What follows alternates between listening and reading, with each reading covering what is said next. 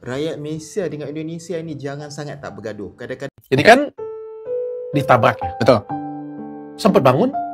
Ternyata 7 anggota BRIMOB yang pada saat itu terlibat sebagai anggota. Saya sangat sedih. Selalu Pak Prabowo saya sedih.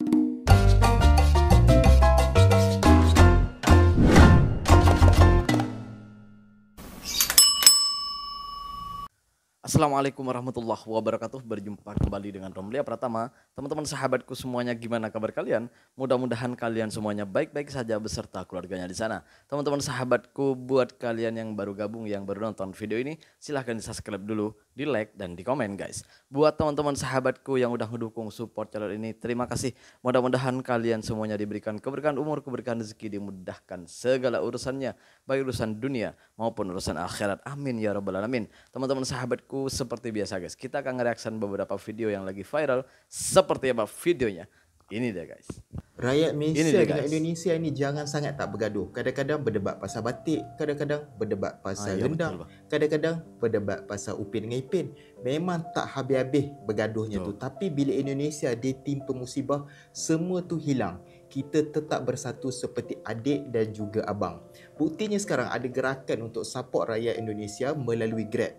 Mereka order makanan guna Grab semata-mata nak support peniaga kecil di Indonesia. Ada yang kupon derma, ada yang buat doa bersama, semuanya dengan satu tujuan, iaitu nak tunjukkan yang kita ni prihatin. Inilah baru kita kata makna persaudaraan Nusantara. Kita mungkin dua negara tapi hati kita tetap bersama. Kami seluruh rakyat Malaysia mendoakan agar Indonesia cepat sembuh. Doa kami sentiasa bersama dengan kalian. Saya berterima kasih sangat sama kawan-kawan, saudara-saudara, sahabat-sahabat yang ada di Malaysia karena sudi membantu kawan-kawan kita, saudara-saudara kita yang sedang berdemo itu hari. Gue sangat berbangga punya jiran sebaik ini. Kami sangat berbangga punya jiran sebaik ini. Tapi ada sebagian nih guys, disclaimer, ada sebagian, ada beberapa konten gue simak tapi gue nggak akan buat videonya. Ada beberapa konten yang menurut saya orang-orang itu aja lah yang benci-benci sama Malaysia itu membuat video yang enggak yang menurut saya, gue udah komen di sana, marah banget gue karena mereka seakan-akan menuduh orang-orang Malaysia tuh yang ngasih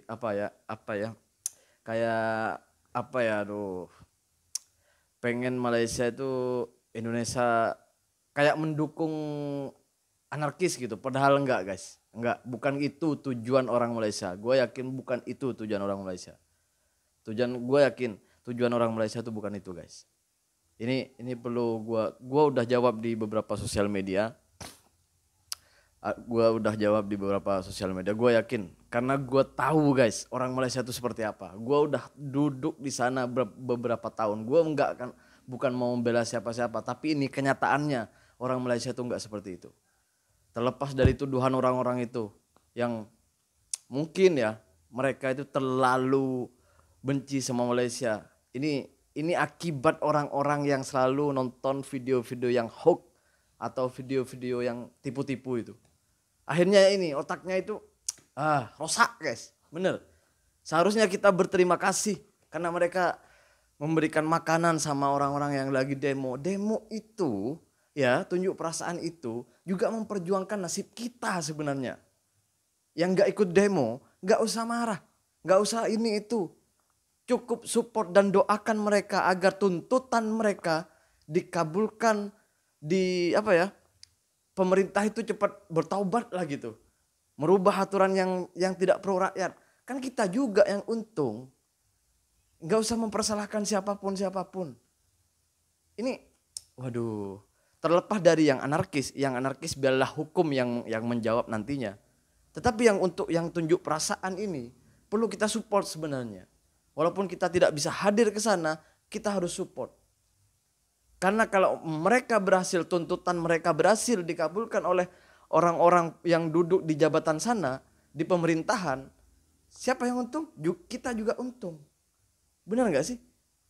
Kita berlanjut ke video selanjutnya guys. Ini dia guys. Ternyata 7 anggota BRIMOB yang pada saat itu terlibat sebagai anggota ojol sampai meninggal dunia tidak dipecat sama sekali. Mereka hanya dimutasi atau diberlakukan patsus karena mereka dianggap melanggar kode etik kepolisian. Gila sih, gue nggak habis pikir kalau masyarakat yang melakukan ini, pasti masyarakat itu bisa dipenjara. Iya, bayangkan, dan itu 7 pelaku. Dan mereka diketahui hanya diberikan mutasi atau patsus alias penempatan khusus. Jadi yang belum tahu, patsus ini adalah bentuk sanksi disiplin di lingkungan kepolisian, di mana anggota yang melanggar itu ditempatkan dalam ruangan dan tempat yang khusus dan seringkali di Makobrimob untuk sementara waktu. Jadi selama masa kasus ini, mereka tidak diizinkan untuk melaksanakan tugas rutinnya dan kebebasannya bergerak sangat dibatasi. Padahal masyarakat itu menginginkan pemecatan alias PTDH atau pemberhentian tidak dengan hormat. Ini sanksi terberat di mana anggota bisa dikeluarkan dari institusi kepolisian. Tunggu, berarti ini hukuman sudah final atau gimana? Nah, menurut Kadif Propam Polri Irjen Pol Abdul Karim, beliau menyatakan bahwa mereka memang terbukti melanggar etika kepolisian. Sanksinya adalah patsus, tapi ini belum final karena mereka akan menunggu sidang komisi kode etik Polri yang final untuk menentukan sanksi yang finalnya. Ini bisa berupa demosi, penundaan kenaikan pangkat, atau bahkan PTDH. Ya, semoga aja dipecat karena itu yang diinginkan oleh masyarakat karena ini nyawa yang dihilangkan.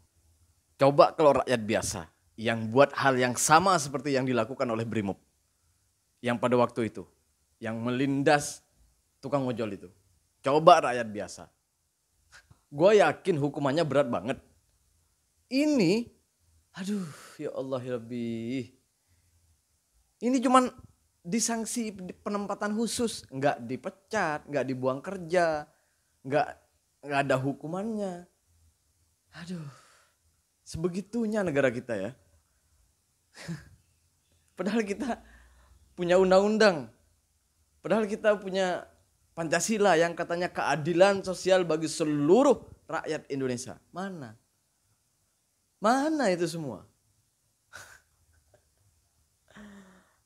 Ya Allah ya Rabbi. Jangan bilang itu nggak sengaja. Itu sengaja. Gue yakin. Itu sengaja. Dan udah jelas pengakuannya dari pemandunya. Masih bilang itu nggak. Aduh. Ya Allah ya Rabbi. Gimana menurut kalian guys? Setuju nggak guys? Kita berlanjut ke video selanjutnya guys. Ini deh guys. Jadi kan Ini deh guys. ditabrak ya. Betul. Sempat bangun, Sempat duduk. sempat duduk. Iya. Dilindas. Ditabrak, duduk, dilindas kemudian. Karena orang yang di mobil rantisnya, 7 orang kan katanya, anggota Brimob, bilangnya panik, takut. Jadi dia udah Ini nabrak, kejadian yang ojol dok. tadi tuh, guys. Kan dia bisa mundur tuh sebetulnya. Tapi kalau mundur kan dikepung kan, takut dipukulin, dibakar.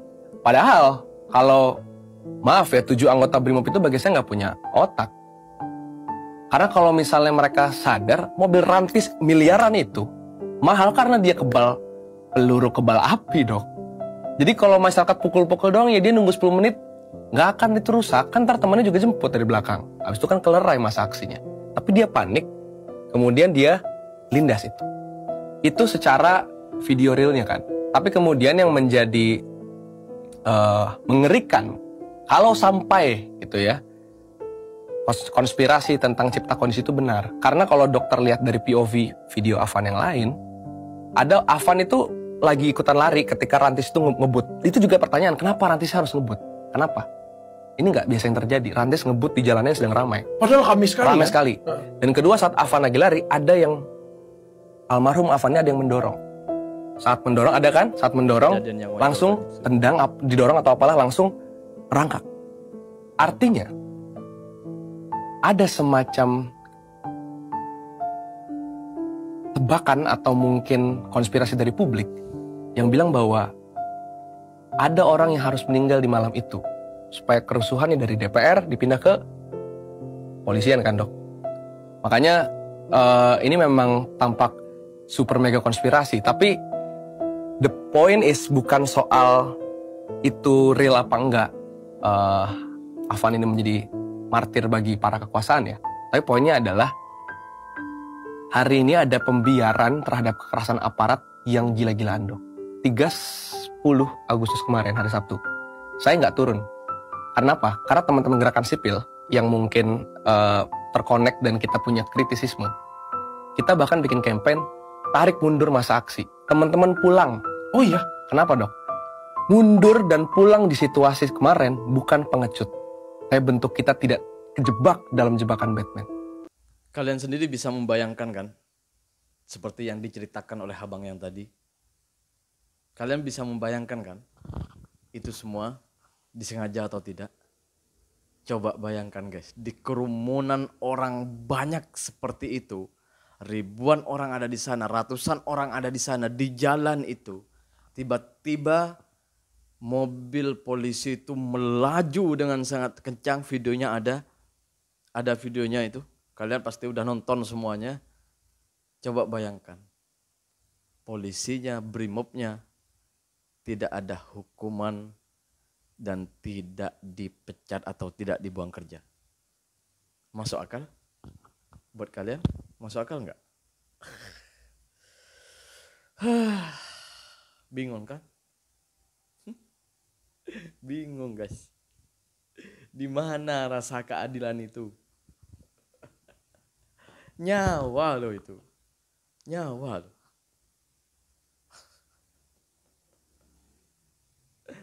Bisa membayangkan kalian dengan cerita yang tadi itu? Betapa kejamnya negara kita. Itu masih mau bilang kalau Indonesia baik-baik saja? Kita berlanjut ke video selanjutnya. Ini deh guys. Saya sangat sedih. Selalu Pak Prabowo, saya sedihnya Pak Prabowo ngomong, saya doakan Pak Prabowo jangan pernah salahkan rakyat. Jangan pernah salahkan rakyat. Itu saja. Salahkanlah pejabatnya, salahkanlah pembantunya. Apalagi bahasa-bahasa tadi muncul kudeta, ya terorisme itu oke, tetapi coba sampaikan bahwa kemarahan ini adalah karena pejabat Anda, ya. Karena menteri Anda, karena anggota DPR Anda yang kemudian tunjangannya dinaikkan terus. Tahu nggak yang namanya Sri Mulyani? Kenapa dia bisa menjadi menteri seumur hidup? Sederhana saja. Dia bisa melakukan finishing tax, melayani semua pejabat, dinaikkan semua tunjangan, dinaikkan gaji semua pejabat, sehingga pejabat tidak sense of politik, nggak menyatu dengan rakyat. Itu yang terjadi hari ini. Betul nggak? Bener banget. Kenapa Pak Prabowo, kalau kita dengar dari pernyataannya, dari beberapa hari ini, pernyataan Pak Prabowo ini seakan-akan rakyat dan rakyat yang salah. Kenapa enggak dilihat puncanya itu dari mana? Punca kejadian ini dari mana? Punca adanya demo ini dari mana? Kalaupun iya anarkis itu ada, keributan di mana-mana, ada penyusup, ada orang yang sengaja membuat keributan ini. Kalau memang ada itu semuanya, oke, terlepas dari itu semuanya, tapi perlu dilihat dulu awal mulanya ada demo itu apa? Kenapa enggak itu yang difikirkan secara serius oleh negara? Oke lah, anarkisme silahkan tindak secara hukum. Kami setuju itu semua. Tapi apakah perlu selalu rakyat yang dipersalahkan? Padahal rakyat itu berdemo, datang, tunjuk perasaan. Itu hanya menyampaikan aspirasinya, ketidaksetujuannya dengan apa yang dilakukan oleh pemerintah. Seharusnya kan pemerintah itu mengevaluasi apa kekurangannya, apa yang tidak disuka oleh rakyat. Tuntutan-tuntutan rakyat dipenuhi. Itu. Awal mulanya itu dari mana? Kenapa nggak dicari? Kenapa nggak serius negara untuk mengubah itu semuanya, memperbaiki itu semuanya? Dari statement-statement Pak Prabowo seakan-akan itu bahwa rakyatlah yang salah, seakan-akan kita itu tidak boleh untuk tunjuk perasaan.